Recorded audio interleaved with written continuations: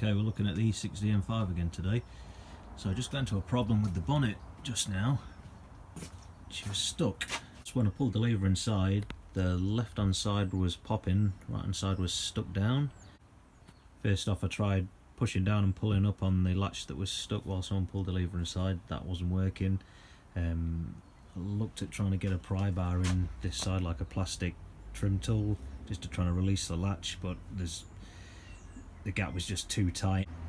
You got to be careful with it being an M5 because the bonnet's aluminium, so if you start mucking around too much with it, pushing and pulling, you're likely to bend it. So I had a look online. Looked like some people had some success with getting from underneath the car. So take the plastic tray off, take the brake cooling duct out, and they're able to pop the latch with like a steel rule or a screwdriver. I had a go at that, but there's just way too much gear inside the engine bay with the S85. So what I ended up doing in the end was jacked her up, took the driver's front wheel off, and then the inner wheel guard just took sort of the front half of it back. So removed all the bolts for the front half, pulled it back, and I managed to slide my hand up inside.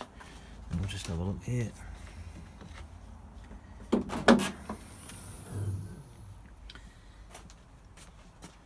And I was able just to squeeze my fingers between the airbox and the chassis rail here, just from the inside, and grab it from underneath, grab hold of the two bonnet cables there and just give them a good pull, and it finally popped.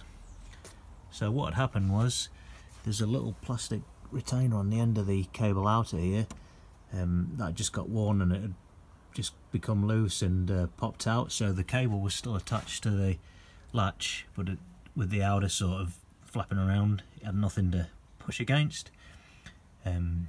So yeah, that's how I was able to get the bonnet open. This car's 13 years old now. This cable's had a lot of use, so I'm just gonna get a new one ordered and look at replacing it. But yeah, if you guys are in a similar situation, yeah, with a normal E60, you might have looked getting from underneath with a steel rule and popping it from underneath, or yeah, just remove the front of the wheel liner and get your hand up in there. It should get you out of the bad situation, and yeah, get the thing replaced. Okay, hope this helped you guys out. Don't forget to like and subscribe. Thanks for watching.